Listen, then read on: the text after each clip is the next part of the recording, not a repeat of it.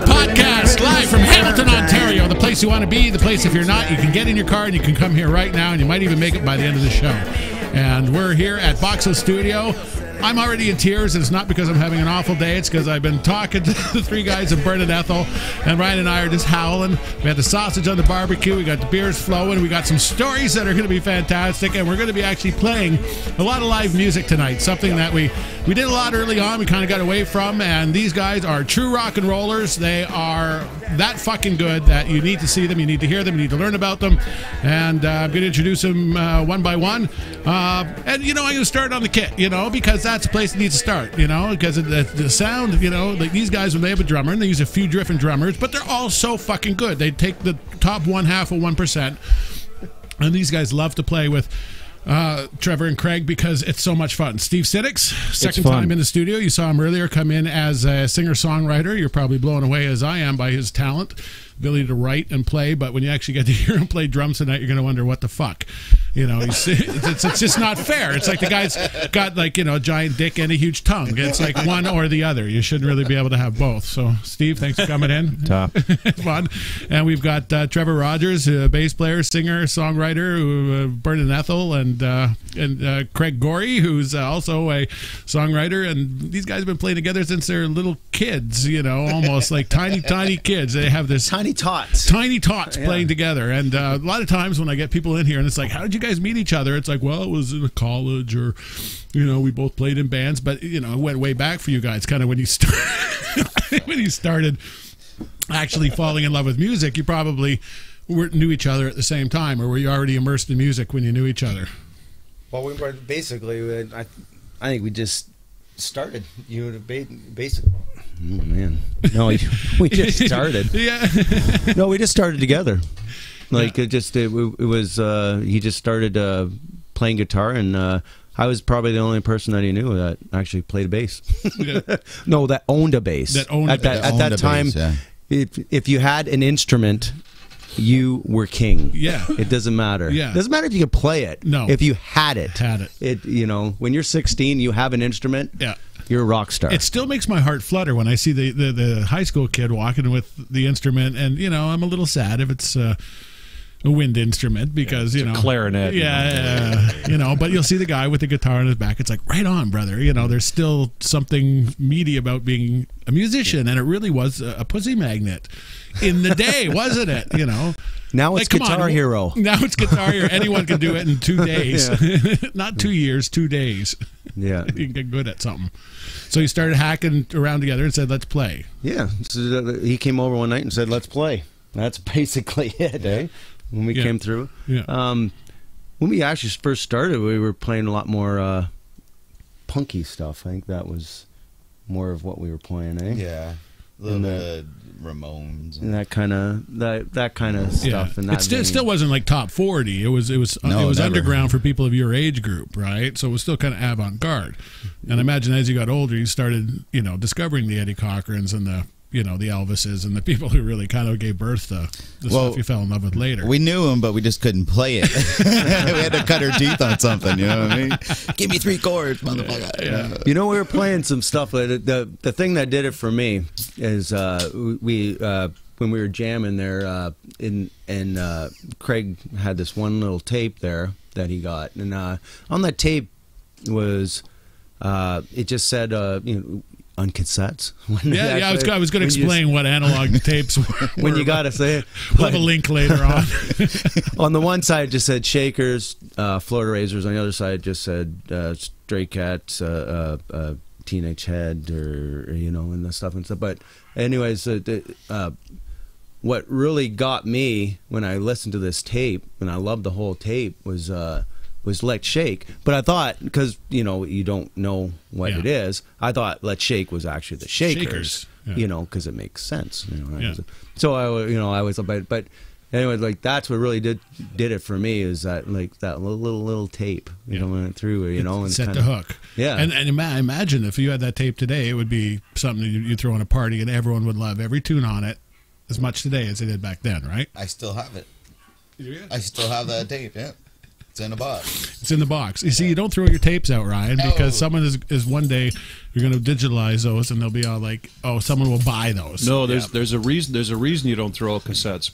Every time you change format, like whether it was going from vinyl to cassette or cassette to CD or what have you, whoever owns the catalogs don't release the ones that aren't going to sell. That's why you'll never find a CD version of Elvis Costello live at the Combo. Every time the format changed, a whole bunch of the stuff that were on the catalogs never ever got reproduced because they didn't sell. Yeah. So don't be stupid and throw out your tapes, you jack. That's right.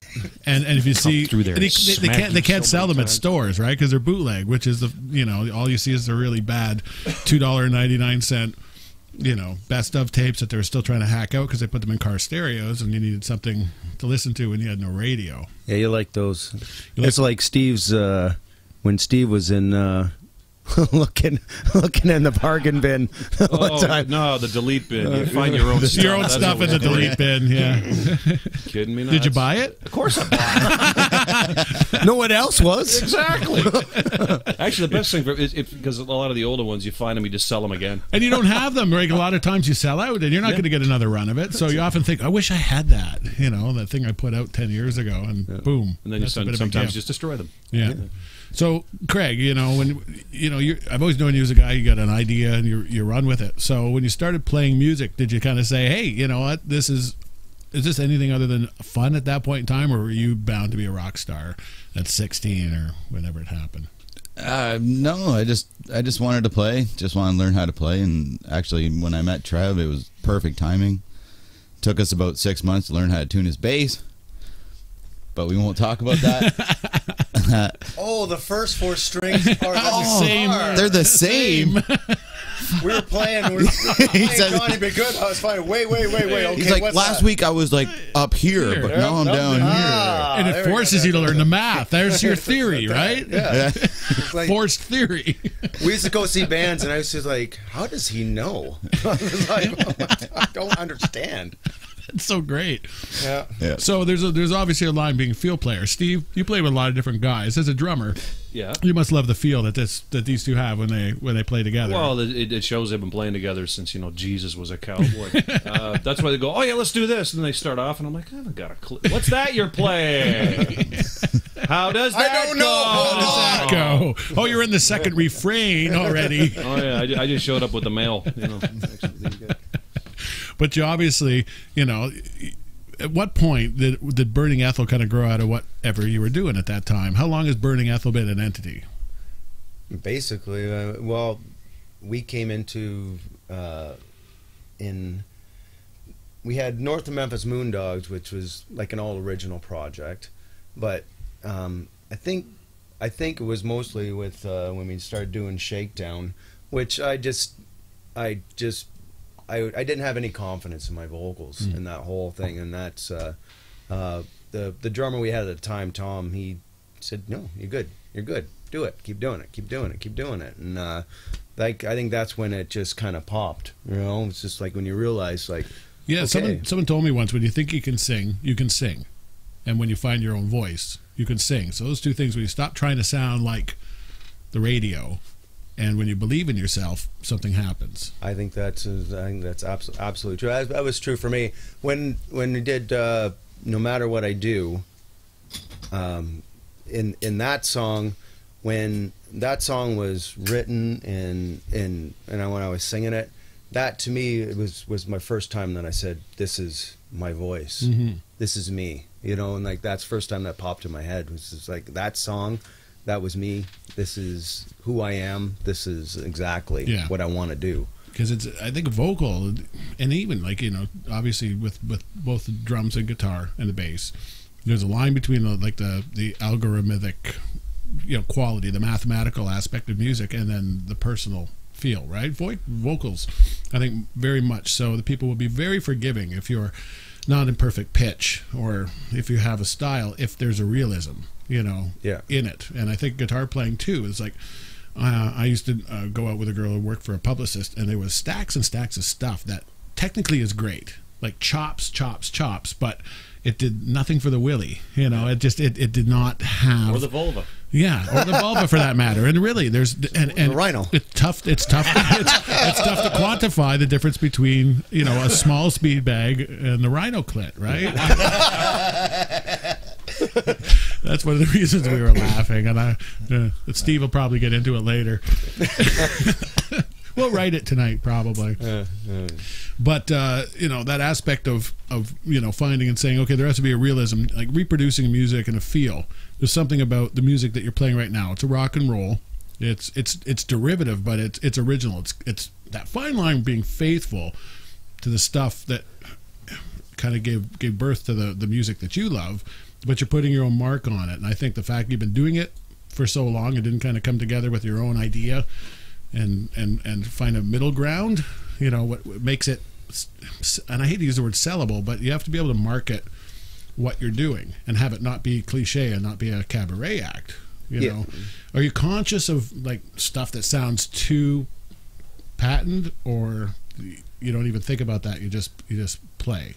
I think for the most part, because you're just basically you just get whatever comes in your head. And I think that's is what, you know, what we really enjoyed was always that we just, whatever came out, whatever you played, whatever I played, whatever I did, it doesn't matter if it's folky or whatever, you know, like we jumped on it. Yeah. Like that's, you know, that's what you absolutely, when you genreize yourself, yeah, it's, you know, like you either got to be really good at that and you have a set thing that you want to do with that, or, you know, like, but for us, you know, like, just like, we just wanted to create whatever came out of our heads. Yeah. You know, and that's what we wanted to do. So there's no preamble where you say, I have this idea of a song and it's like this, and it's kind of the Blue Rodeo beginning, but then it kind of goes into, you know, more of a, you know, you just play it and you can immediately pick it up and feel it.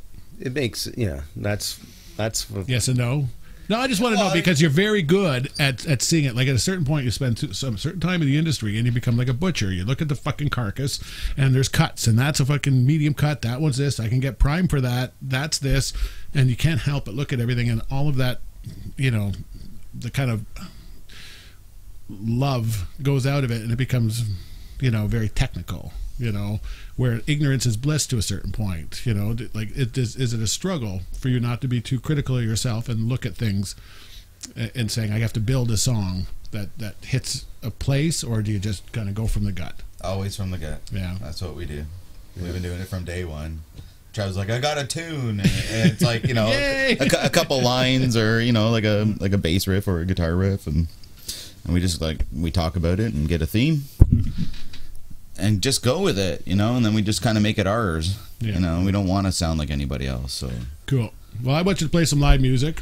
I want to get right into it because, you know, I want you guys to play a good number of songs, because we're just warming up and had so much fun. I want the neighborhood to know that there's fun to be had.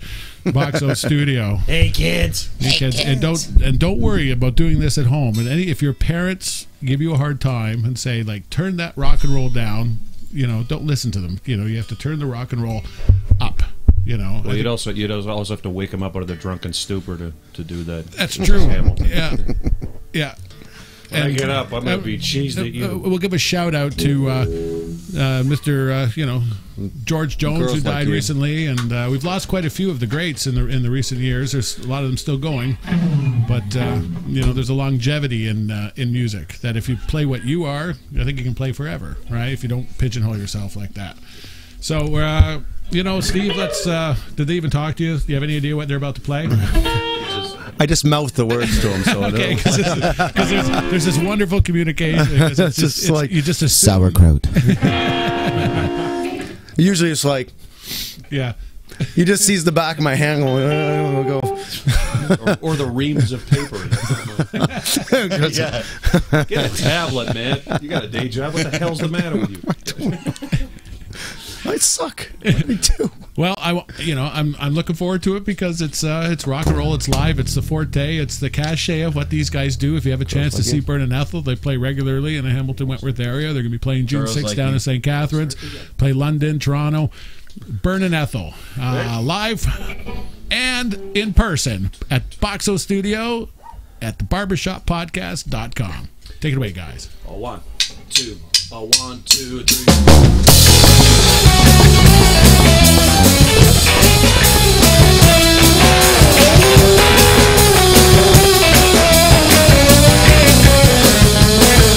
Well, I'm not sure, come over me. Just a little shaking in therapy. I'm having conversation with the sun.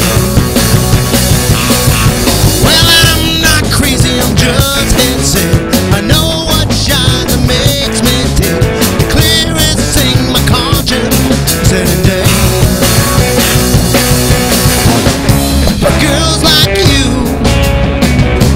girls like you, no.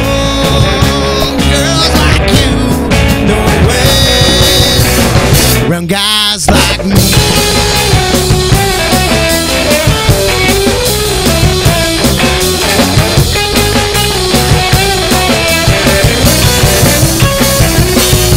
Well, you're so good at being a girl. Wild of a woman in her own little world. Your dirty little secret kept it back. And I'm so bad at being a guy, led on a string by the wink of an eye. Never knew what translates anyway. But girls like you, girls like you, no. Girls like you, no way. Round guys like me.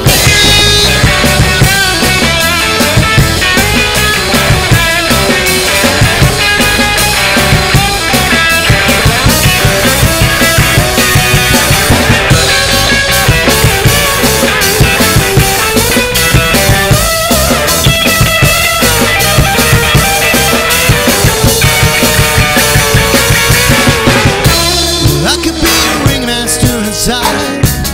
In this circus I call a life. I won't always be the crown. Oh no!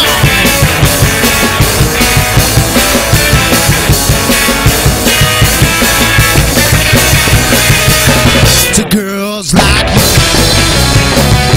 Girls like you. Girls like you. Girls like you. Girls like you. Girls like you. To girls like you.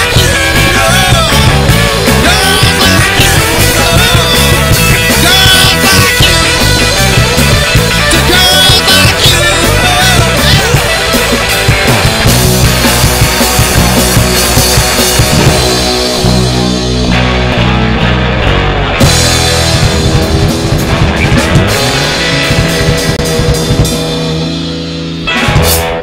All right. So you like to have fun. Love it. That seems to be at the bottom of the pile. You know, you really don't get a fire unless there's a spark, right? That's right. I mean, I'm sorry, but I've seen so many bands over the years and so many ones that kind of expect you to like read their diary, you know, and you guys Read my blog. I'm gonna read my diatribe on stage. Stop talking. I'm here to entertain you, you know. And I've actually gone into shows where there's 50, 70 people in the room and there's a band and they have a beat and they're playing the song and I'm looking at the top of the heads and there's no movement. Like, what the fuck? You know, and a lot of times it's one of these tribute shows where the people don't have time to ramp it up and go in there and you know, you guys don't fuck around with that, right? It's like, I'm not interested in whining and dining you here. It's tequila and cock, you know. Let's get to work. Whew, is it getting hot in here? It's getting hot in here. It's just me. So tell me about you know, some of the great influences, you know, on you, Craig. Who are like the guitar players who still rock your world and who, you know, kind of influence the way you play? And even if you didn't realize it at the time, now looking back, going, "Fuck, yeah, I kind of do sound like that guy." Lately, well, I don't think I sound like him, but one who rocks my world is Albert Lee. Yeah. Like, he's just blows my fucking brains out. Yeah. He's a big influence on me. I'm a big Dave Edmunds fan, that's for sure.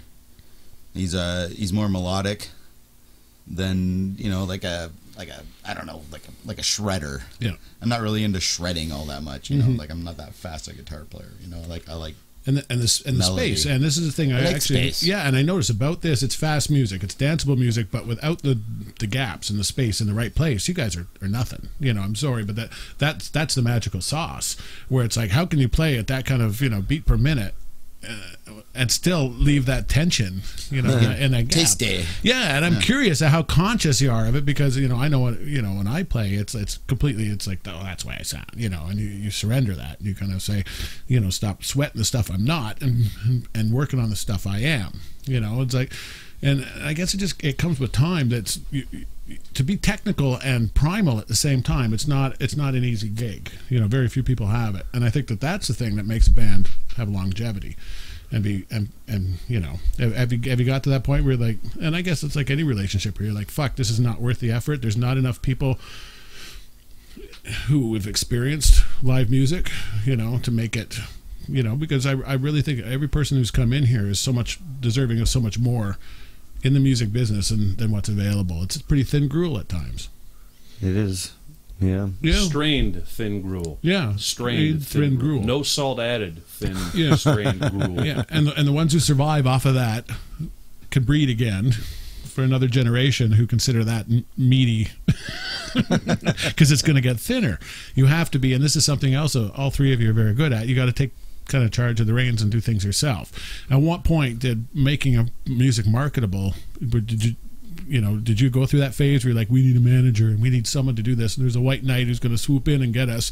Or from the very get-go, you're like, no, you know, this is my gig. I get as excited about pimping myself as I do about playing. I don't think we've ever had any grand illusions about anything like that.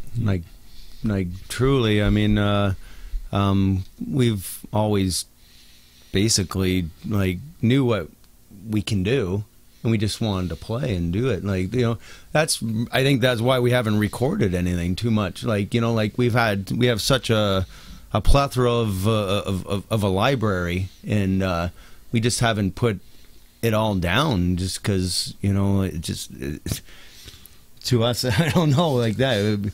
Maybe it's stupid to think like that. I don't know, but I think for it's us, attention span. Yeah, attention span, and it's counterproductive of the thing that you want to do, right? Oh, you can capture it, but it's very much harder to capture that kind of feel live and not process the hell out of it, mill it, you know, to the point where it sounds like everything else. So again, I'm really hearing zither in a children's choir. Yeah, children's choir on this. Girls like, I'm sorry, that wasn't a perfect minor sixth on that. Yeah, and again, it goes back to not surrendering your vision, right? So I mean, but that's the thing. It's like you have to have control, but you also have to surrender control to a certain point. Are you guys steadfast in saying, you know what, nobody gets us except our fans, and we're the only people who kind of understand what they like, and I can apply that because you're both good at social media, and you've got a great, you know, if I use the fucking words like mission statement and branding and all that bullshit, you seem to have understood that for a long time, that people need to have something tactile. They need swag, t-shirts. They want to be part of this KISS army, you know. And the hair. And the hair. And so if one of you suddenly became like bald, would you be like out? Would you like get the talk? Get a wig? I'd have one hell of a hat collection. It would be awesome. Easy on the bald. You know, I'd have like the ball cap. Look what we did that gig with Robert Gordon. There was 6 Brazilian guys there that were looking after that whatever they put on his head, because that's not human. It's not human, and nothing's that black except for his back. It's the gorilla chest. It's the opposite side of the silverback is extra black. He has to get it right from the jungle because it's fucking Robert Gordon. That's right.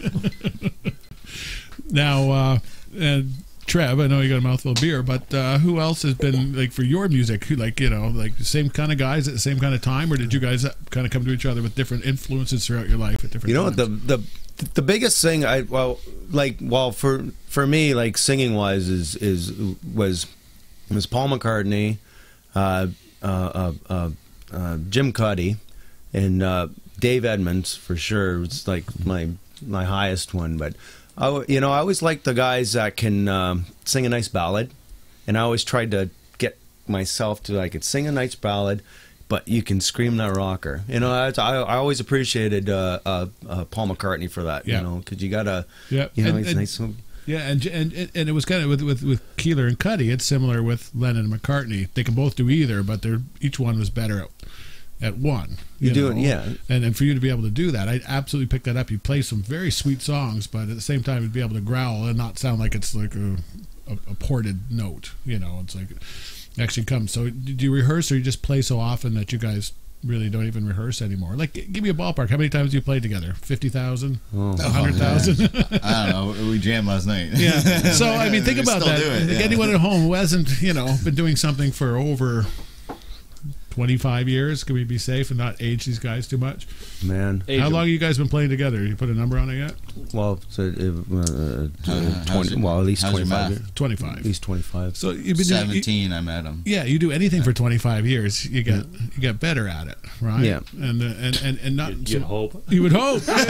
you would Totally hope. Well, we're waiting. You're waiting.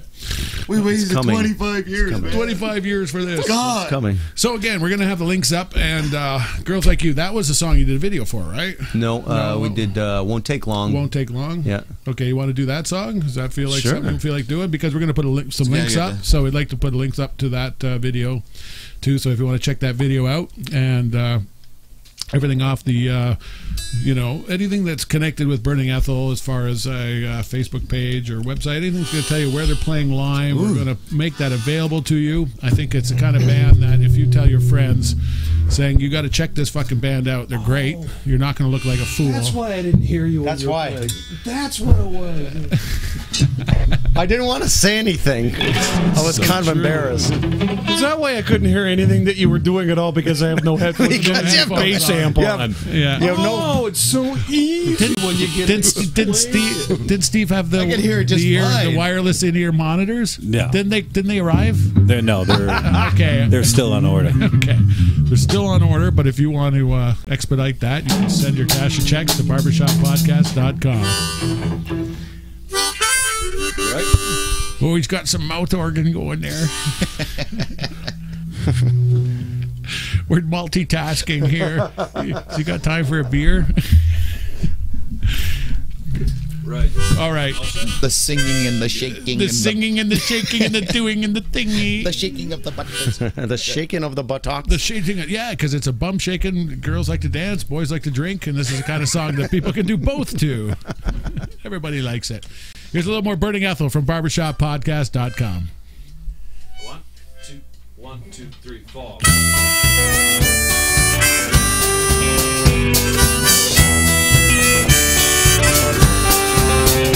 Well, the sun shot through the dust blind, put a shotgun hole up through my eye. Another wasted night, the sirens taking flight. The past and the sunset to ride. Is it hard to take words to believe? From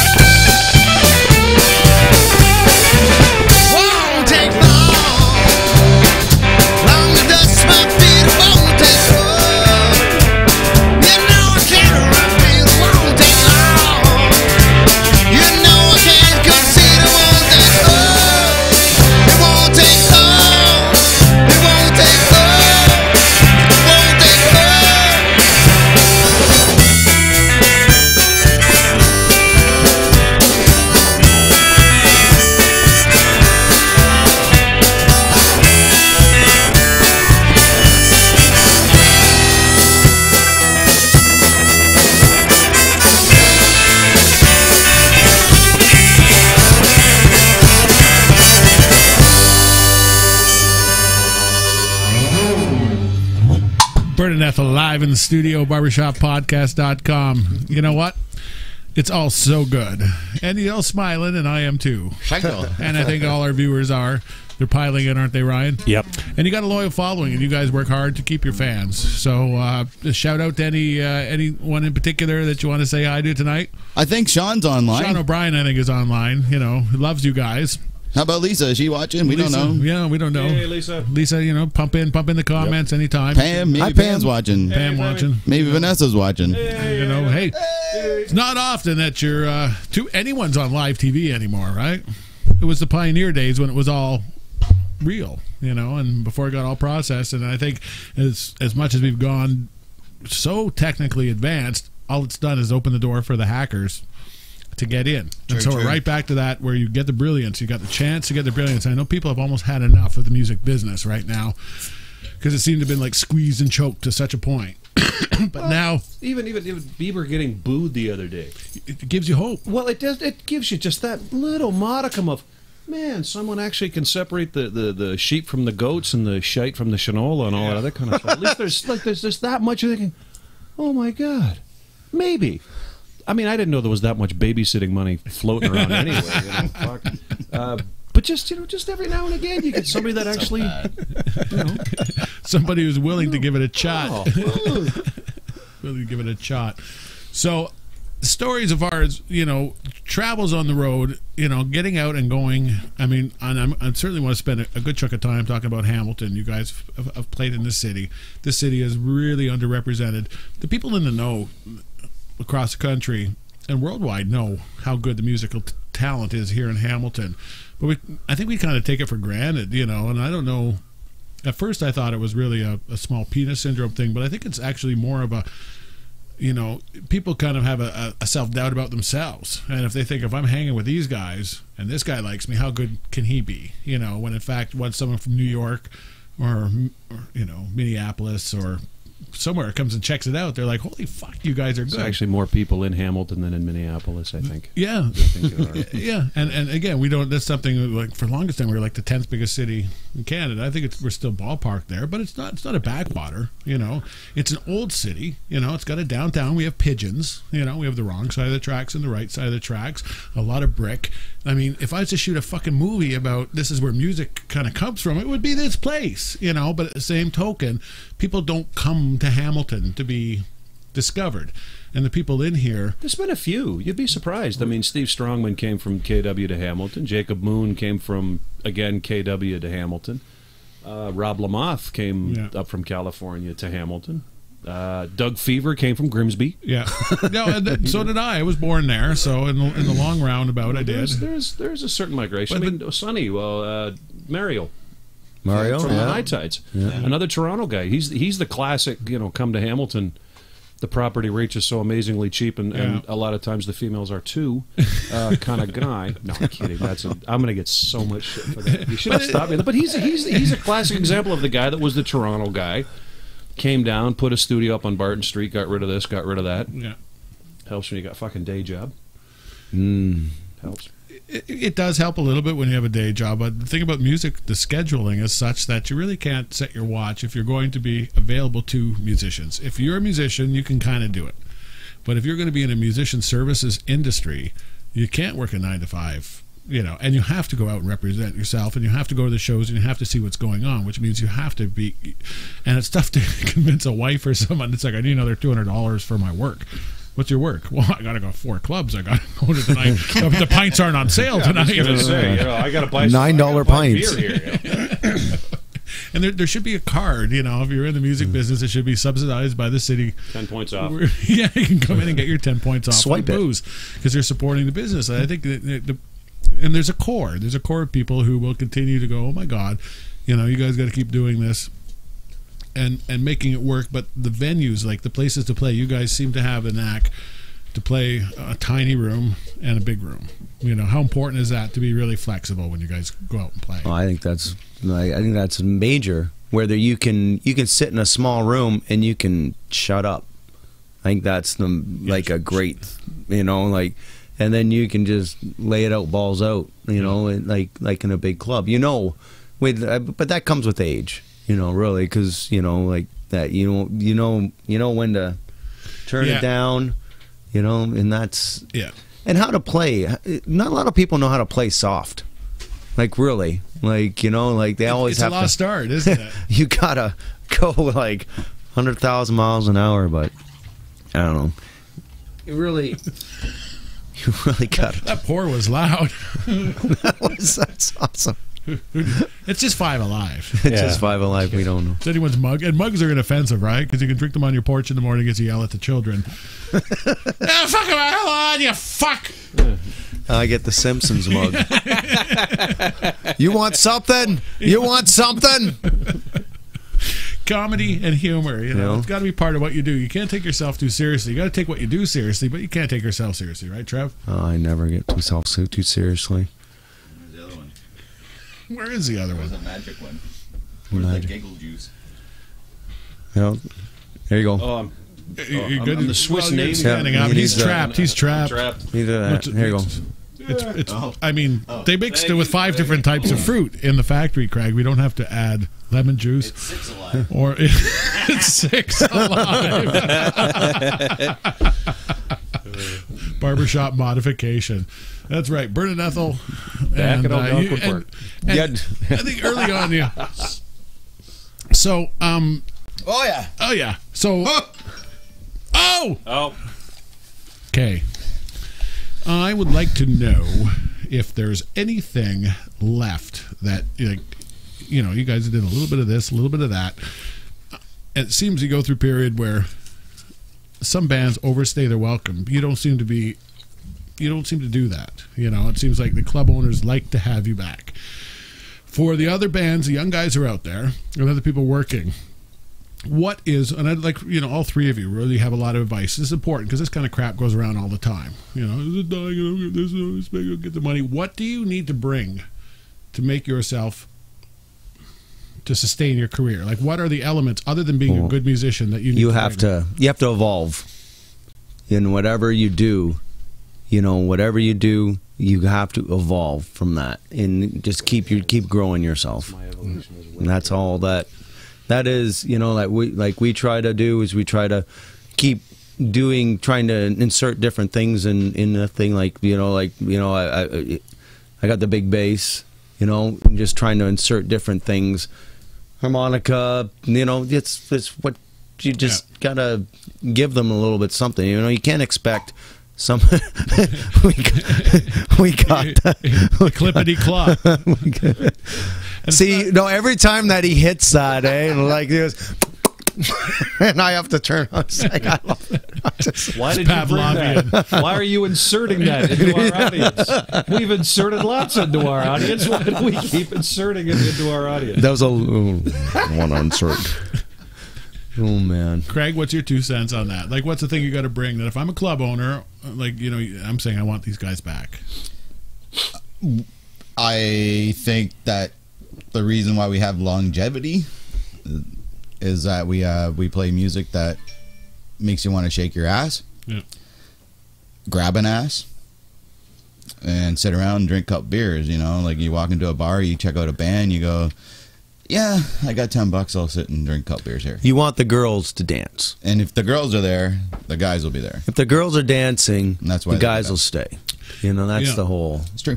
And this is, and I've said it time and time and time and time again, the music has to be aggressive enough that men can drink to it and rhythmic enough that women can dance to it. Yep. And people laugh, but fuck it, It's the that's combo. the logarithm, right? Well, case in point, we played Squires about a week or so ago. Yes. And had a bunch of folks out on the dance floor. Youngins. Youngins, not like the regular folks that would come out and see it, although they get up and bop around too. But it wasn't the regular people that you would expect to be doing that. It was just other people that didn't have a clue who the hell we were. Didn't have a clue what they've been doing for as many years. I mean, there's a huge difference once you go down that Jolly Cut. It's like the Maxwell Smart cones of silence come over. It's like Yeah. but it was the regulars. Yeah. Oh God, no! And I talked to these people later. And oh yeah, definitely come back. Well, that's your payoff right there. The people who go and the people come to the establishment. And I think that's why even you've got enough music in your list that you can pick certain songs to play and not to play based on what's working. He is the master of reading a crowd. Yeah. That is for sure. And that's what I was kind of fishing for. Is like, you can't just bring your same old in, and you said right off the bat, you got to evolve. You know, I got to look at that. Yep. And the same thing is that you look at the regulars. Who's, you know, and this is not an insult on you at all. Who's paying your fee that night? The people who are having a good time in the bar. And what's that guy selling? He's not selling booze. He's selling a good time. You know, people can buy booze for a lot cheaper. So they're coming there because they want a good time. And if they're having a good time, they're going to say so to the owner. They're going to show it because they're sticking around a bit longer. They're having a good time. He's looking at the register at the end of the night, and people go, I don't want my ability tied into that chunk of paper at the end of the night. But screw that. That's the closest thing as we've got right now for you saying you're doing the right thing, because you're making that regular, that guy's worked really hard to build those clientele happy. Well, I think that's too, because like people forget, like people in bands, so to speak, like they forget they're there to entertain. Yeah. You know, and quite honestly, if you're just standing there and you're just doling out the stuff and, you know, just giving them, you know, like you're there to entertain. That's what, you know, I think that's what gets lost in translation a lot of times. Is like, you're going to entertain these people. Kind of like when we used to go see like the country bands back in the 90s when it was all the new hot country. Yeah. So we used to go, you know, Saturday afternoon, we go to matinees and we go crash them, right? And the dudes would just be like stick figures. Yeah. They're like, you know, I got a tear in my beer. Absolutely fantastic musicians. You couldn't ask Wild. for Yeah. better musicians, like Nashville-esque. But no groin. Nothing. Nothing down here. Nothing down there. Well, it's, you know, a lot of times, like the Derby places like that, they still had 3-4 nighters. And if you're going to the matinee, they've played the same set. But a lot of times, a lot of those clubs would be, no, you start at 9. You don't start at 8:59, and you don't start at 9:01, and you play 45. You don't play 46. You don't play 44. That's a lot right. of times especially that horrible dark period It was. of Garth It was. Brooks. It was dark. Oh. And Alan Brooks Jackson. and Chris Dunn. Gaines? Oh, He's a nice guy. I met him once. Jackson was a nice guy. It's still shit, but he was a nice guy. But that dark period of prefab line dancing, it's Yeah. like, how dare you do something off the beaten path? You'll fuck up the line dancers. Yeah. You know what I mean? That was in their defense, and it's a thin one. And That's a thing. and Throwing it out there. when you but that was an awful dark period. It was, because country, and I look at it this way, is like pop was always pop, right? So pop was able to be corrupted fairly easily early on. Country, you wouldn't think so. Very much a, you know, troubadour, Yeah, but you they know, very spiritual cross-pollinated thing. too much. You cross-pollinated. Was it rock There was and too roll? much Was it pop. country? There Was was it good blues, you know? 15 years Or of, the yes, gospel? exactly. Great term for that, where it was allowed to happen. Where you won't find it with the blues. You know, like Colin James is about as close as you can get to someone who's going to pop the blues. And as far as, you know, what Setzer did in, you know, 84 or in the early 80s, it's like, boy, you know, it's like no one else has been able to come close to taking a genre, making it his own, and sustaining it and having that Bringing it to that impact. level. Bringing it to that level. And Well, Stevie Ray Vaughan gave it a good shot. Stevie Ray Vaughan gave it a good shot, but But- that's Texas. That's not just straight on Chicago. yeah, blues. it He gave it a good exposed shot. people to that jump blues that people hadn't heard before, maybe in the mainstream. But I don't think you can Popeyes.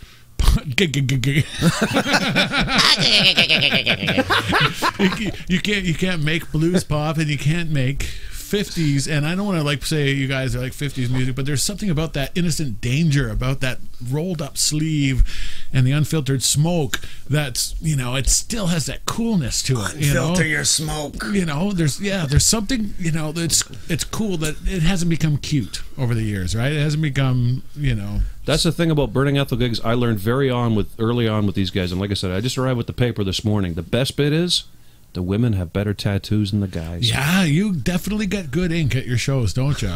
I mean, if you're a fan of ink and you're a fan of like smart, beautiful women, you got to come to a Burning Ethyl show, because all of the girls who are smart enough are usually married or going out with someone in the band, but they have friends and they're hot and they like to dance. So you should come out, you know, definitely check a band like that out and support the places that are willing to put the money out for live music. Because when I was booking a club last year, you know, it was a real struggle, and as much as she got crapped on, the owner, and I got crapped on trying to do it, I figured even, like, you know, if you do it 3 nights a week or 4 nights a week and you're playing at least $300, you're spending $30,000 a year on live music. You know, as a club owner, you're making a commitment. Like, that's a commitment, you know, and I think sometimes a club owner doesn't realize that that's the forte, or that's what brings people in. It's not like a mustard or something that you buy. Chicken wings. Yeah, people attract people. People attract people. People attract people, So and even if they're not coming in as regulars, showing up at 2 in the afternoon, and then because most bars, the money that you make, it's the 80-20 rule. 80% of your revenue is going to come from 20% of the people that walk through the door, and if they happen to come in between 2 and 7, then that's what you got. You know what I mean? Yeah. But after that, people attract people. Yeah. Come to see Burnin Ethyl. Women are bopping around. Every now and again, there's burlesque. Yeah, I said it. Yeah, I did. there's burlesque Every now and again. and you have to say, like, to team the interesting yourself. thing. I mean, that's an eye opener where you say, of course, that goes hand in hand. That makes sense. So when That was the evolving Kitty Demure, thing. whoever's running it at the time, said, "Hey, are you interested in this?" I don't think you had to think too long about it, right? Yeah, that was the evolving thing, you know. Like, we were just like, this is a good combo. What are the kind of people who are like both these things? We could get a lot of chicks at the show to take off their clothes. So, yeah, it was a win-win for me. I didn't have very many arguments with the guys. No. I'm really opposed to this, Craig, because I think it's demeaning to me as a musician. This sucks. This sucked. No, that was just you guys that were married at the time. Yeah, because I can't look. Yeah, I was like, oh, yeah, this is a great idea, guys. Yeah, and you get so much shit when you get home, too. Oh, thanks. Yo, let's go see them again. No, just go yourself next time. Yeah, I checked out your video. yourself next time. I checked I out seen the your video. video. You had a good time. It's like, that was the 18 minutes I had to drink that night, you know. I was taking full advantage of it, waiting in line at the bar. Just jump on in, Ryan, anytime the moment hits you there. Bud. Oh, yeah, I'm waiting for it. I'm too busy working the knobs, making you guys look good. Yeah, because this is the first night that we've had a full electric setup. We've usually done acoustic because it's easier to mic it, you know, but to plug in some amps and to do it, you know, I'm really proud what all of us have been able to do tonight. Ryan, here's a thumbs up to you for a good Thank you. Yeah, Ryan. If you're enjoying the music It tonight, only took you guys 27 episodes to acknowledge my talent. That's not true. That's No, not yeah, true. no. it's not true. At least 30% of the episodes are Yes. mentioned by name. Well, yeah. But a lot of But times, like always, Ryan was actually the first person that recorded Burnin Ethyl. That's You see, right. Yeah. Ryan is a See? secret, like, stealth. I got a secret Sith. life. Yeah. Yeah, he does. He's like, so, oh yeah, and Ryan's a lot of times like, really? It's like, yeah, you recorded me, did I? Well, I remember Burnin Ethyl. It's the less memorable the other ones that I 750 forget. bands Yeah. I did. Yeah. Yeah. So, what was your recollection about when these guys walked in the door? Right, because everyone has an image that you get in the first 5 seconds that you meet someone. Hey, these guys are really easy to record. Yeah. And they're not like every other band. Yeah. Yeah. You happy with that? sober. Good. Everything first Sober. take, sober, yes. Soberer than me. When we got there. When you got Yeah, when we got there. Let's pull it this. I didn't sign up for that. Hey, we showed up on time. Yeah, definitely. No, they were great sessions. That's still some of my favorite work I've done back in the old Steel City studio days. Yeah, and I remember Craig pointed out, say, oh yeah, we got 18 songs done in 2 days. It was bang, clickety, clickety, click, Yeah. bang, all business, all work, but captured what he wanted. No need for any kind of Almost all first take. No massaging. No. yeah. Just mic everything up right, and it turned out awesome. Yeah, and you can't. I mean, to someone who works behind the scenes, you can say, yeah, that's natural. But if you're just showing up and seeing a band, I love to watch the people who don't get to go out that often, and you guys must too, right? You must see the difference between, okay, these people love us because they know so much about music, they've got rid of all the crap, and these other people, they probably haven't seen a live band in 10 years, and I just blew their fucking top of their head off. That must do a lot for you when you see, and you can see when that happens, right? I think that, what I like is the festivals. The festivals are the best gigs to do, which we're doing one in the 6th, right? Ribbalicious up in Ribbalicious. Ancaster. 8th, 8th, I hope it's the 8th. 6 we're in. 6 here in St. Catharines at a St. benefit. Kitts. Yeah. That's Double right. Thursday. That one's birthday. Yeah, that's the one I right. ate a gig for. That's I remember right, that that's now. right. Yeah. I got a friend, Craig Bagshaw, lost his house in a big fire, so I said to him, it's like, oh, okay. It's like, yeah, but my friend owns a really cool bar down there, and that's good music. Why don't I see if he'll, That's the pimp caboose, me right? the night, and I'll get the band, and it's like, who are you getting? It's like, Oh, that's the Burnin Ethyl guys, because that's the first thing I thought of. And you're Niagara guys. That's so the it's, Caboose, yeah. Yeah, the Caboose. Well, I played there for, well, since what? I believe Same family owns Bush it. 40, no, Bush 41. Yeah. Oh, I remember drinking behind there when Teenage Head in 1981 or 82 was playing at Dennis Morris. I was a Churchill kid at the time, and we were behind Cats drinking our 5-star Mickey, before going in. And that was, I remember that was like my first, like I'd see Beatlemania and stuff in Shays Buffalo or whatever, like orchestrated stuff where a kid can go on his own. But to go with your friends and get loaded and go to a gym and see Teenage Head, like 3 years before you could legally get into a bar, changed my life.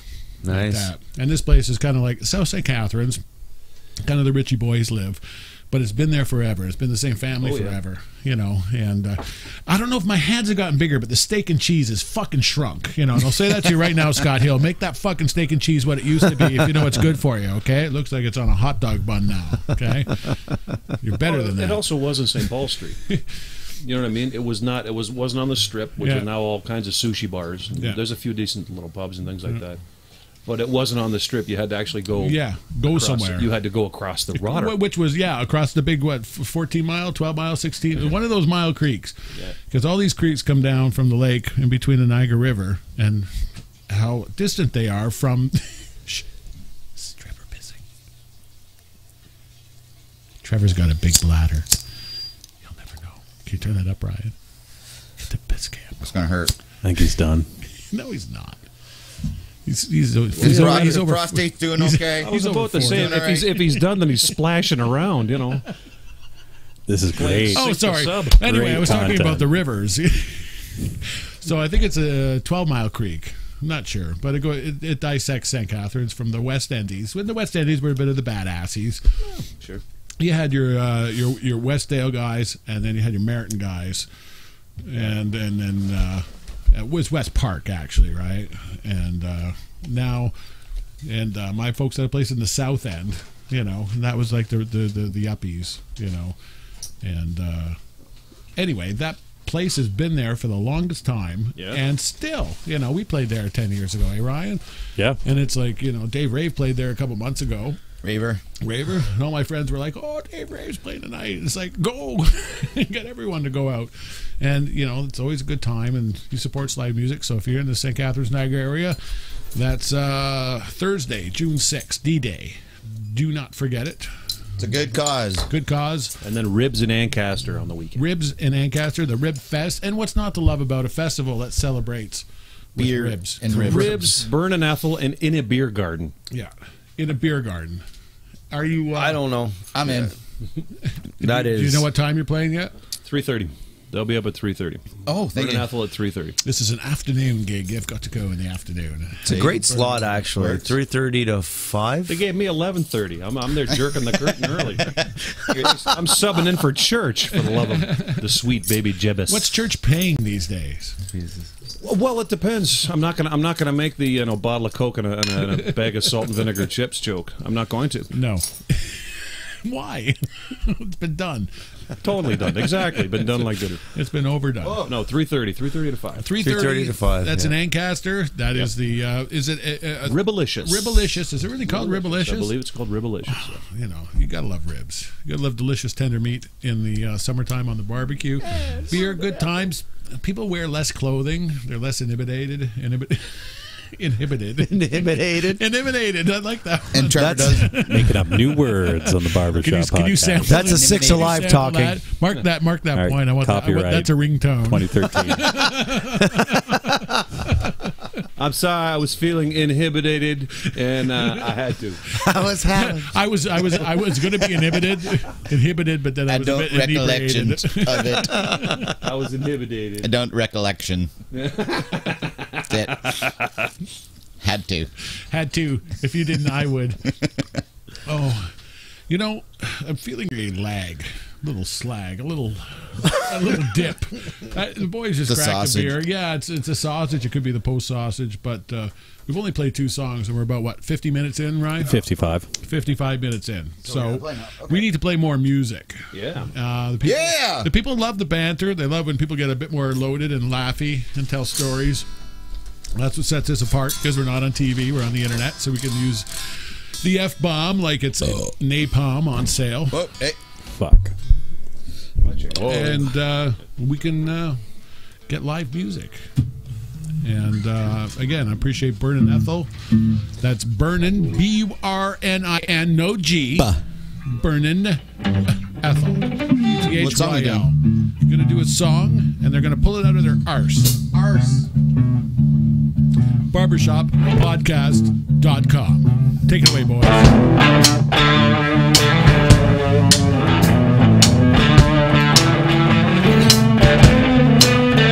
Well, I'm fed up tonight with crystal lights and chandelier.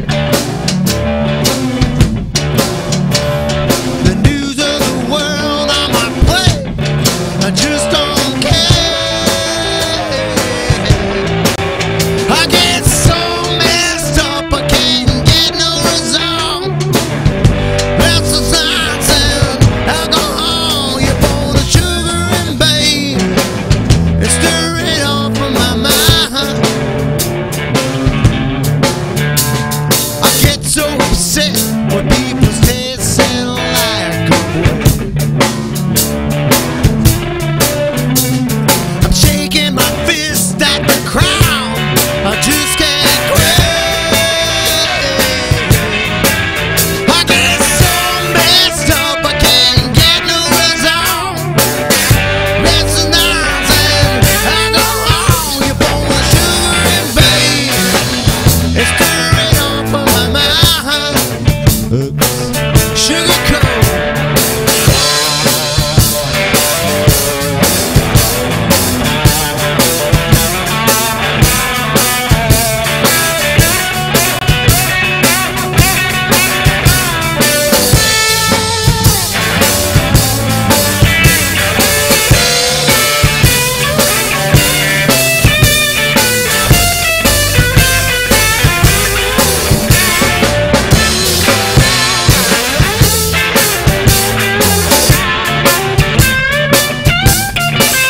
This ain't my own fault, I just don't know.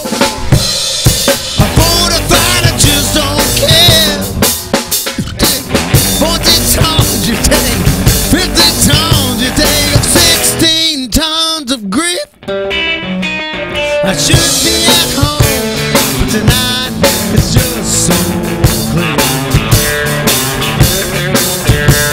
I sat on the wrong seat tonight and let you stay. I get so messed up, I can't get no result. These restless nights and alcohol, you pour the sugar and babe. It's stirring off from my mind. You pour the sugar and babe. It's stirring off from my mind. The way you shoot sugar coat, it's stirring off from my mind. The way you shoot sugar coat, it's stirring off from my mind.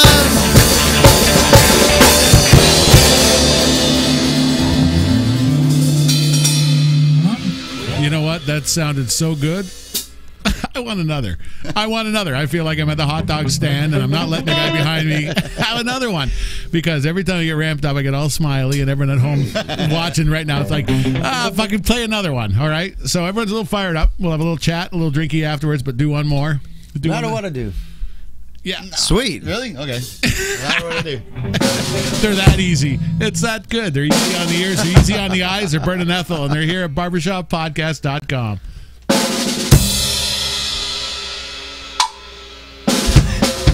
See, I love that. He knows it. He knows his shit. Always.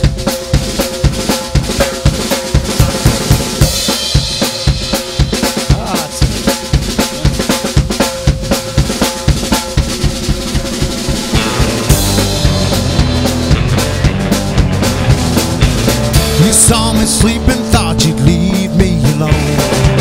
Watch out the window and unlock your door. The Charlton's way began to fall. My love has walked away.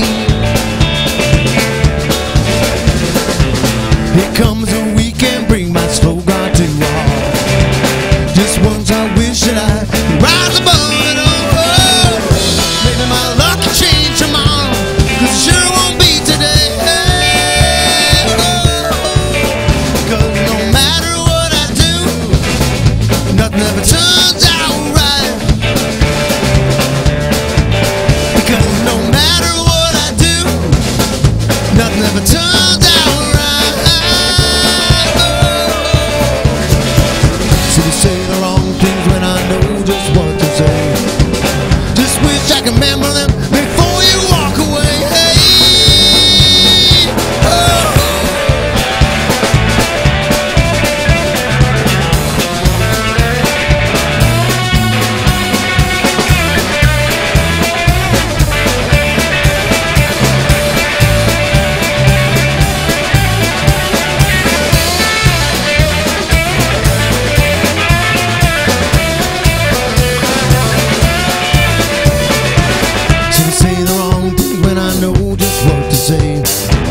Just wish I could remember them before you walk away. Hey, oh, oh. I'll tell you one more time exactly where I've been. No matter what I say, you're gonna make me tell you again. Hey, I'll change your mood from sad to gloomy. It's a win again tonight. Here comes a weekend, bring my slow grind to a halt. Just once I wish that I could rise above it all. Maybe my luck will change tomorrow, but it sure won't be today. Cause no matter what I do, nothing ever turns out right. Because no matter what I do, nothing ever turns out right. Because no matter what I do, nothing ever turns out right.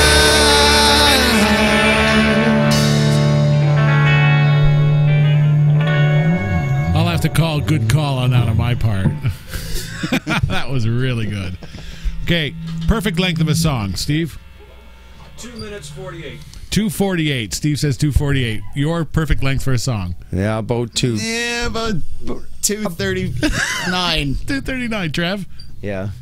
Yeah, about Sounds 2:30. right. 2:30. You know what? And this is what it comes down to.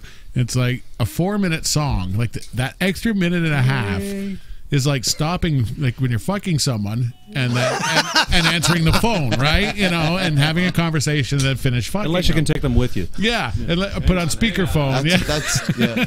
And have a ham sandwich. And have a sandwich.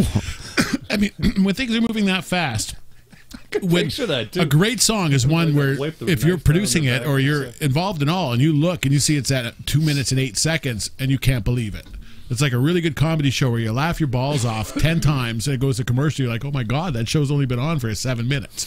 And I laughed 10 times. That's like, it's more than a laugh per minute. Like, I really think a song has to be, you know, between 2 and 2.5 minutes long. Like 3 minutes, great. Early 3's fine. I mean, and if you want to get a bit wanky, fine. Like, I mean, I've written a lot of 4-minute songs, but it's a skill to write a great 2.5 minute song, isn't it? Well, I think so. I mean, you know, it's just like... won't take long. You know, that's just kind of what it is, right? Yeah. You know? But Don't bore us, get to the chorus, and motherfucker. you respect the audience at that point where you're not there to waste their fucking time. You're Yeah. there to say, you know what, I'm doing what I'm doing, and I got so much shit that I don't want to run out of songs.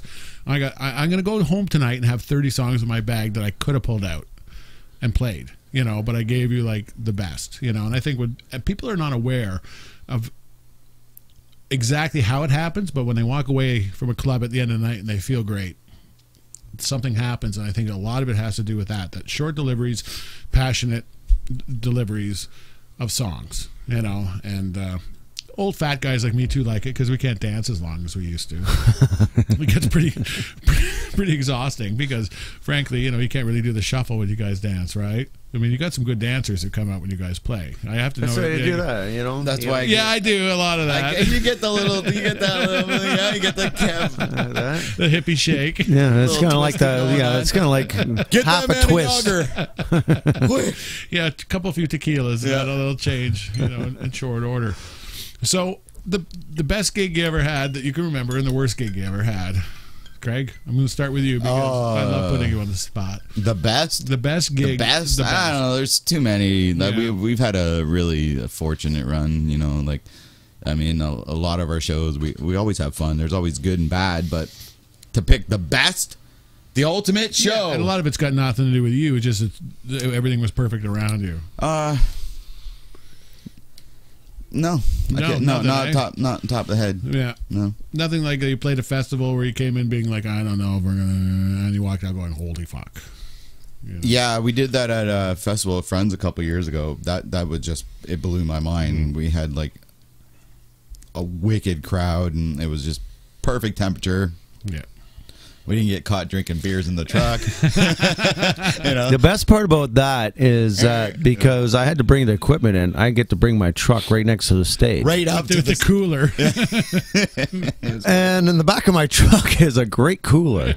So it's just like, oh, man. Trav, the worst gig we ever did. Come on.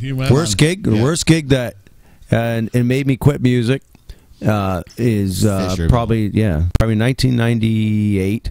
And we were playing the whole circuit, Cayuga, that Lakeside kind of, and like we were playing Fisherville the one night, and it was just Belgian Club Delhi, Sports and Suds, Swazies and Waterford, that whole Harry Haglin's Chicken Wing Circuit, the Back 40. Yeah, I mean, all great clubs. I don't put down the clubs. It's not the it's not the clubs or anything. It was just a bad fit for us, and we are very proud of coming in and like winning over things. And for me, it was just like it was too much.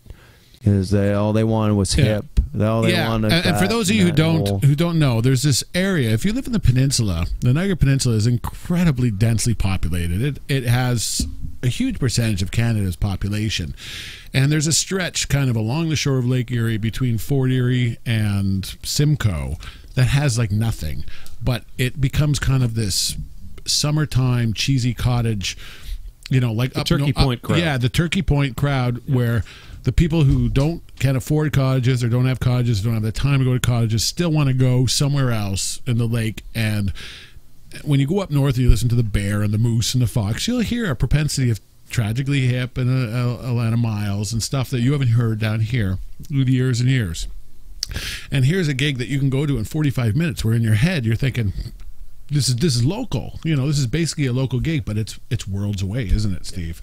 And you go down there and I played one or two gigs down there, and you think on paper this looks fucking great, and you go down there, and clearly it was like it just sucked the life out of you. But what happened that night? I don't know. About this like did something specific happen, or was it just an overall feeling? No, it's just when you can only take so much of the it's just because you want to put out what you want to do. I mean, I think that was the start of what you like. All I want to do is original music. Yeah. And in that point where we were doing the country band, Craig and I were doing a country band, and we were doing great with that, and everything like that. So we had a little trio going, and we started doing a little thing, and but it's tough to. When you're just doing like 50s rock and roll and all that kind of stuff like that, it's tough to Did you get any on you? To be like that. It's just so I call it. Hope nobody saw that. No. He's taking you back to Fisherville, Craig. He's taking you back to Fisherville. So yeah, it was a straw. It was a straw that broke the camel's back, but it was more of a stick than a straw. But a month before, we played their town parade, and we got to go in like a back of a fucking pickup truck and go through the town. That was a whole bunch of fun. It was just kind of like a bad swarm of people that came in that were like, hip, yeah, and you don't mind if they get dicks. What you are. They don't want to hear live music, but they understand where it was derived from. So you're like, I could play some Johnny Cash, I could play some stuff, but the fact that what they were asking for had nothing to do with what you were doing. What I don't get, is that you can have like a blues band. They won't yell Seeger, okay? Never. You have a blues band. If they understand it's blues band, you don't hear Seeger, or hip. Yeah. You don't hear that. When you're looking at that kind of situation, when like that, like I don't know what maybe they thought we'd do something other than the elevation than what we are, but. I don't know. No, I think it's like people, when you ask them what their favorite, and I've used this analogy many times, what their favorite restaurant is, 8 out of 10 will tell you Red Lobster or Tony Roma's Ribs or even McDonald's and Burger King, because they're thinking in that mindset right away. They need a smack because they've never gone to let alone a mom and pop place, let alone a mom and pop from Portugal or Bangkok or something. Yeah, they think of the brand. They think of the and so the music. You're a musician. You play music. Cook me fucking ribs. It's like I'm a Chinese restaurant. It's like I don't like those ribs. Ribs is a bad example because I think every culture eats ribs, don't they, Ryan? Ribs are delicious all over the world. If they don't, they can fuck off. We haven't played a decent ribs joint in a while. It's true. That's true. We have not played in my limited time with the Ethylites, we have not played a decent ribs joint. I don't think there's enough decent ribs joints. Period. Two words: Detroit. Yeah, Detroit. And Sam was telling me, Sammy Squid from the Squids was saying, this place needs to have a rib place, with brisket and be pumping that smoke out on the street. That's better than any neon billboard where, people are like, Fred Flintstone or Wile E. Coyote, where they're like following that fucking smell. And as closer you get, now you start hearing the fucking blues band that's playing at the fucking ribs joint, right? And like there is that. When you ask people why they come somewhere and why they spend money and why they have interest, it's the entertainment industry. It's like 80% of it is that. People don't come in for the art museum. They don't come in for any other the bullshit. No, they come here for the Steam Museum. Yeah, the Steam. They come for the and how much money has the Steam Museum sucked up in the last 25 years? How many, think seriously, and how little money. And apparently Brian McHattie and a few people are finally getting the sniff, and there's going to be some money, where there's people like us and other around town who are servicing this community because we're passionate about it. But there's no fucking money when this, in fact, is a transferable asset. When you think about, you can't move steel over the internet. You can't do that shit. But music, 3D printers. Yeah. 3D printers. That's the way forward. Think about how much your cartridges are going to be. Well, full of iron ore dust, though. I mean, it's like that's buy that condo. How often you got to change those? And then they change your printer, and it's like they don't make that model anymore. It's a fucking pain in the ass, man. The printer costs you. The printer costs you $50. The ink cartridge costs you $200. Yeah, exactly. And that only lasts for one iron beam. Hey, Ryan. Ryan, whatever happened to the knight's armor? Dave still got it. Yeah. I used it. Yeah. Steve played on it. That was on Outlaw with Lynn Beebe. Yeah. Thing was great. We used everything in the studio. Never got a call to record with her again. Ever. Not once. Fucking guys playing the Steel Man in the lobby. Lynn's coming on the show. I'm going to have to ask her about that. Yeah, no, we will. Yeah. No, Dave still got it. It's sitting in his basement. Yeah, we'll never get rid of that. No. That was, I think he got it for $20. Yeah. And we found out they're actually worth like a few hundred. Yeah. Like it's handmade. Yeah. It's unless you go to the go Trocadero on the right night and really have some baggy ass pants. Yeah. Trevor and I, we were debating on who was going to put it on that night. We were like, okay, man, I don't think it's wearable. Who's putting it on? Trevor's like, it's going to mess my hair up. Well, I'm glad because I could never do that when I'd like. It would be like flood armor. It would be like flood armor with me. Hey, surf's up, Richard II. Like tin capris. Where's the flood, Richard? When you said you played with it, I really thought I really pictured Steve with it on playing the kit. Yeah. He was sitting behind the drum kit. It was pretty creaky. It was hard getting those creaking noises out of the drum mics. Too many overheads. Nice. 6 alive! You ought to like it. So I want to hear a little bit more rock and roll, but I want you to dig something, not something from your comfort zone, something that you guys can look and go, what about him? And Steve has no idea because he's probably never played it with you we before. do that to him all the time. I know you do, but people need to appreciate, like, I love, like, Steve, when you play with the Eggmen, I love that gig because the saves. It's like a fucking beach volleyball. You know, it's like there's people diving all over the place. More saves than Jerry Cheevers. It's ridiculous. And me and Ryan will Clam bake. me and Ryan will sit up front with giant smiles on our faces. Just, did you see that? Yeah. Is it completely the wrong key? You know, and saved it like that. My old pal Doug Fever, working and Ricky Andrew too, but Ricky's kind of he's a company guy. He's a great fella. Working with Doug is like taking a Shetland pony for a walk. It is. If it's gonna go left, you just might as well relax your arm and go the way. And you're gonna walk through a bunch of shit in the meantime, but that's okay. I love that gig.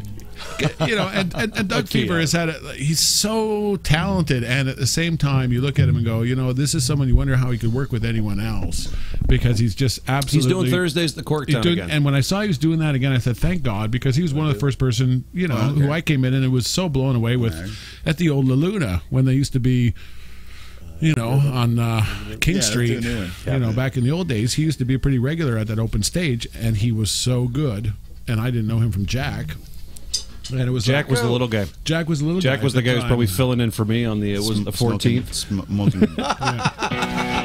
So yeah, there's nothing on that night. I think it's just roller derby and chicksandzebras.org.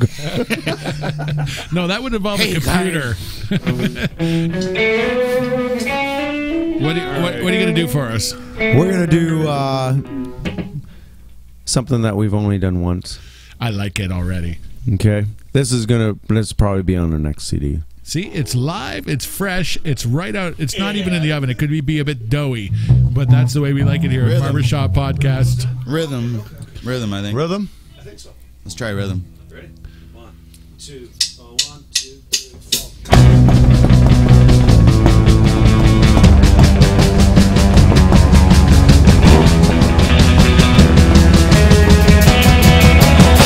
I get the rhythm all the time. No, I can't break it.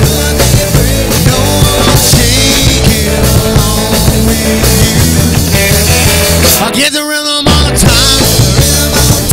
No, I can't forget it. No, I won't shake it along with you.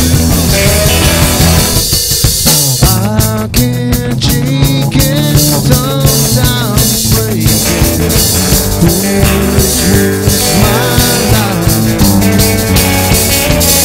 Music calls me, I can feel your vicious appetite. But hold it, I know that whispers turn away when sung by some sunken-eyed crooner with love's way. But don't listen, darling, look the other way. Don't see the world through those sunken eyes. Just see the world like it was in a song yesterday. Hey, I get the rhythm all the time. You know I can't break it. You know I wanna shake it along with you. I get the rhythm all the time. You know I can't forget it.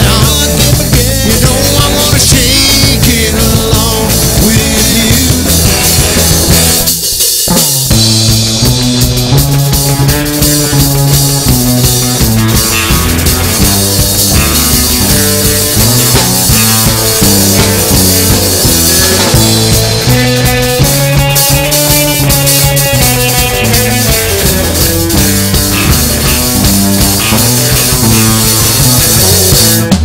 But hold it, I know that whispers turn rain when sung by some sunken-eyed crooner with love's way.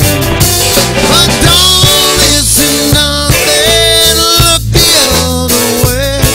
Don't see the world through those sunken eyes. Just see the world like it was in this song yesterday. I get the rhythm all the time. Get the rhythm all the time. Get the rhythm all the time.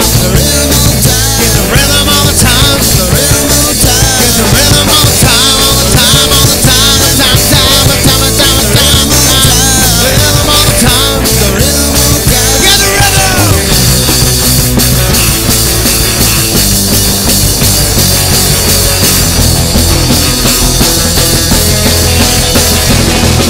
got the rhythm all the time. I got the rhythm all the time. Oh, yeah. I love it. I like it. I like it a lot. I like it a lot. Texas on. All right, I'm gonna back up. I'm gonna back that up with I don't know, what are we at? An hour 10? 20. Ah, I like it. I like it. Spot the guy wanting to make last call. Yeah, no, time's crunching on nice, and that's you can tell when you're at a gig and time's flying. When you look and you're like, oh my god, I got to shut up, and I don't want to. That's good, right? When people don't want to get off the floor and you finish a song and they're sitting there looking at that with that sad puppy dog look on their face, and they're like, Why are you leaving? yeah, it's like, I just got here at 12:15. Why are you getting off? you're getting off. Where you guys going? Why you got going? I'm just having fun. One more time. Steve, I tell you, one of the first gigs like to play with Steve like that. We're playing on one gig, it was like that, and they're like that, and we did like 2 songs like that, and then Steve was like, go, Boomhauer. go. We're like this. Go. You got to go. You got to go. You can't just stand there with your instrument in your hand. You got to leave the stage, or you'll give them hope. Yeah, after 4 accords is enough. It's 3 o'clock in the morning. Completely shit the bed on it too. I did. I shit the bed unmercifully. Not the cot, not the futon. Yeah. I shit the whole queen size bed. Seriously. You probably thought you did, but you probably weren't that bad. No, it was that bad. It was. Oh, really? It was ripcord. It was. All right. And it didn't work. Take a 10-gallon drum of cream corn. All right. Down it. Go to the Gate of India buffet about 15 minutes before they throw the stuff out. All right. Put over a wee bit of the old speckled hen. That stuff Ryan's head refusing. A couple of rolling rocks, maybe some chili. Yeah. Maybe. Just for a little color and texture. All right, sprinkle some cheese on it. It was basically, it's like a lot of Mexican food. It's sick with cheese on it. So. I want you, while we're giggling and having a good time, and Trevor's voice is now the phlegm-free zone, okay? And it's tough as a singer, right? When you clear your pipes, you're like, okay, fuck, I want to sing, because it's only going to take about 20 minutes for me to go. Have to get back into this. So I want you to, because I've touched on this before, because to me, cover songs are that bridge between people who want to love original music but are scared of loving original music. And when you can play a cover song like it's your own, you've adopted it as this monkey baby, and it's become yours. Baby monkey. Yeah, baby monkey. What is the one baby monkey that guaranteed when you play it, you guys can play it and still feel good about it, but you know that every person who's already ignored you for half the night is going to turn around and go, is there something that is like what you would consider your money song that's not an original? The money song, I pulled this on Steve, and he pulled out a Pogue song, and it was like, The one thing that the one song that there's 2 songs that we really like. We love the Jam song, and we love Peace, Love, and Understanding. Like that's for us. That. I don't know. And people, and I love that you're taking one and you're taking a song that civilians in. What's that? In terms of, I think he was asking about the one that like hooks the civilians. Oh, hooks the civilians. No, he was like, the original cover. Yeah, hooks. Originally, what hooks the civilians in when we come, like if I have some people dancing and stuff like that, and like everything like that, like people are up there, and depending on their age and stuff like that, it's always Run Around Sue, because it's funny because people, because people just love that song. Yeah. And it's funny because and people know the song. It doesn't matter what age you are. It doesn't matter. And like that. So whenever like I like that and everything like this, and it actually brings more people on the dance floor if there's people on the dance floor. And it sets the hook deep for the ones who are already up there. Yes, and that, like for that whole thing. Yeah. But for us, but But for us, like I. Okay, I'm going to ask you to do Run Around Sue and then do Peace, Love, and Understanding back to back. Can you do that for me? Okay, can we do the jam song first? Did you really want to do the jam song? Okay, do the jam song. See, this one threw and then me. Do Run Around Sue. This one threw because when they're like, we're playing and you love the jam. jam. Did you even know it was the jam halfway through? Oh no, I knew the tune, but the thing was they'd been throwing tunes at me for like 2.5 sets that I'd gone through some of the. You do your best, you try and do stuff. And he said, "It's too bad." I was like, "Oh yeah, like the jam tune." And they went, "Yeah," and I went, "Holy fuck!" These guys play the jam. All Mod Cons Side 2, Side 2. I was like, "Oh, this is brilliant." So this is so here's a song that was set in an arrangement from a time and space, and you've taken it and taken the brilliance that in a 3-piece that you see and go, I can plug that in, because the thing that makes it work for people is what we do, and that's a commonality, and that's what I'm talking about. So play which jam song is it? It's Too Bad. It's Too Bad, and then we're gonna do Run Around Sue. Okay, back to back, and then we're gonna do some I know, but you're gonna do it like there's girls dancing. Come on. Okay. All right. 2, 1, 2, 3, 4.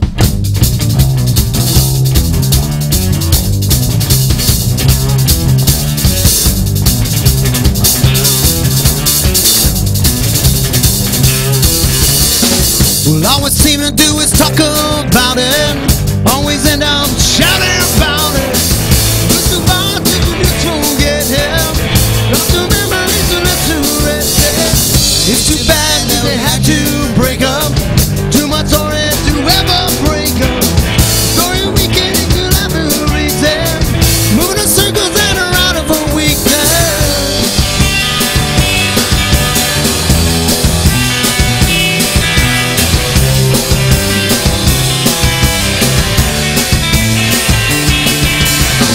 Same old story every time I see you. Every avenue I walk on behind you. Your body's weaker as your ever is there. You're moving in circles that are out of a reach now. If you could say I'm sorry, but that's not the point, is it? You cannot forget her. You don't mind if I get high.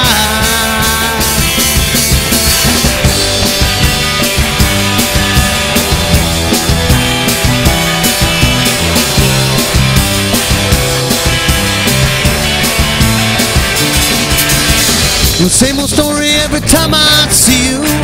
Every avenue I walk on behind you. Your body's weak and if you ever is there. You move in circles that are out of my reach now. It's too bad, same old story every time I see you. It's too bad, same old avenue walk on behind you. Same old story every time I see you. Every avenue I walk on behind you. It's too bad. It's too bad. It's too bad. It's too bad.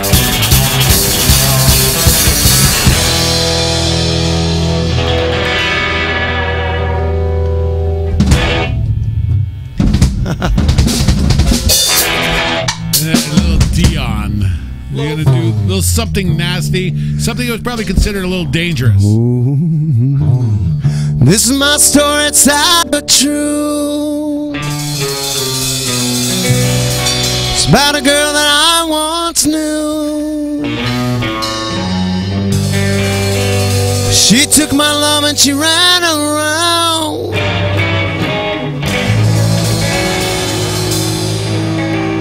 With every single guy in town. Hey, hey, hey. Whoa, whoa. Whoa, whoa. Whoa. I should have known it from the very start. This girl will leave me with a broken heart. Listen, baby, what I'm telling you, keep away from all around suicide. Listen, left on my pile on my bed. Got your hand in the girl's warm breath. Sit off to the brown, I can do it. Keep away from her all around suicide. Whoa, keep away from that girl. Don't you know what you do? She'll break it hard.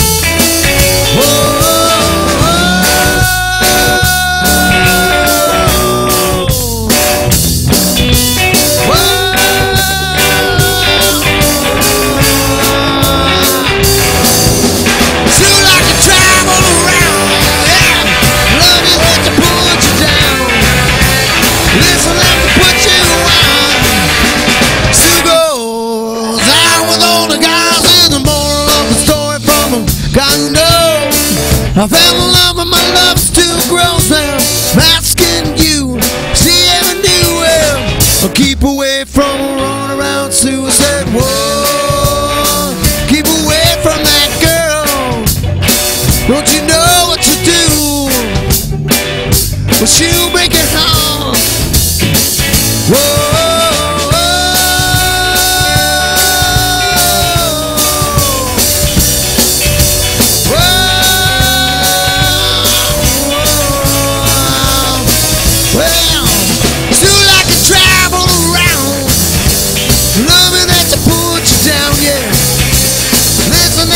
You want. Sue goes out with all the guys. Here's a moral of the story from a guy you know. I fell in love with my love still grows now. Asking you, she ever knew him. Keep away from a run around suicide. Whoa, keep away from that girl. Don't you know what you do? She'll break it hard. Whoa.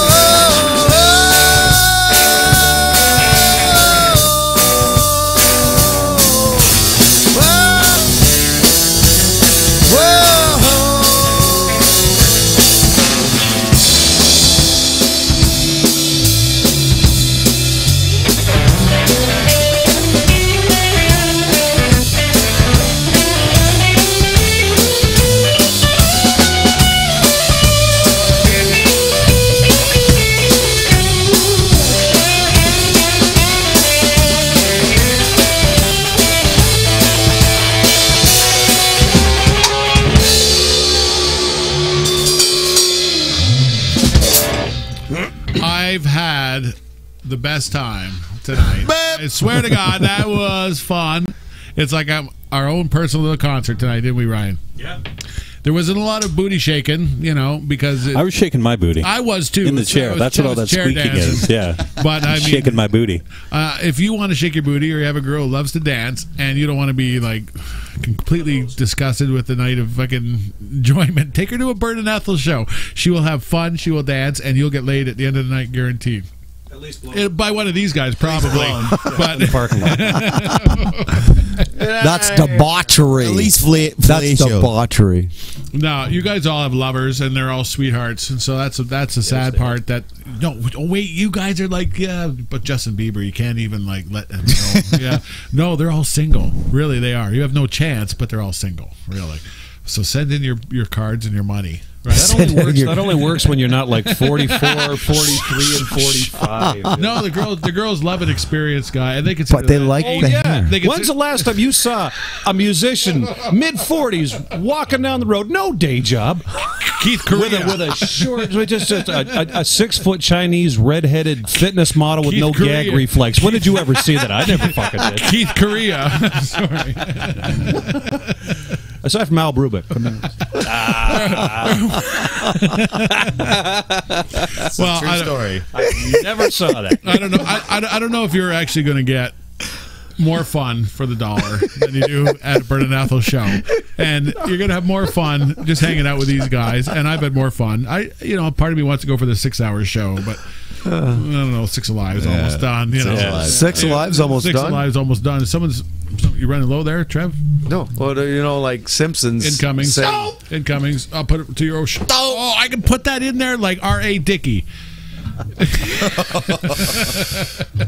And I hope that doesn't stand. And don't forget, average. you kids out there, and I'm speaking to you kids out there. If you're a knuckleball pitch fan, please contribute to the United Negro College Fund. Phil Negro and his brother. Melissa Etheridge is big on knuckles, too. Yeah, Jodie Foster. Yeah. Please contribute to the United Negro Brothers College Fund. Do it today. You'll thank yourself. If you don't, I will. All right, I'm done. I'm out of here. This has been too much fun. I don't know how I can top this, but I'm going to try next week. Thanks for coming out to the barbershoppodcast.com. Guys, Craig. Thank you. Everyone. Thank you. Fucking, you know what? If you get a chance to see Trevi and Craig and Stevie live, then you fucking do it. Thank you, Ryan. You put this on. No problem. Thanks for coming out. This will be on the Thanks, internet Ryan. forever. Thank you for coming out.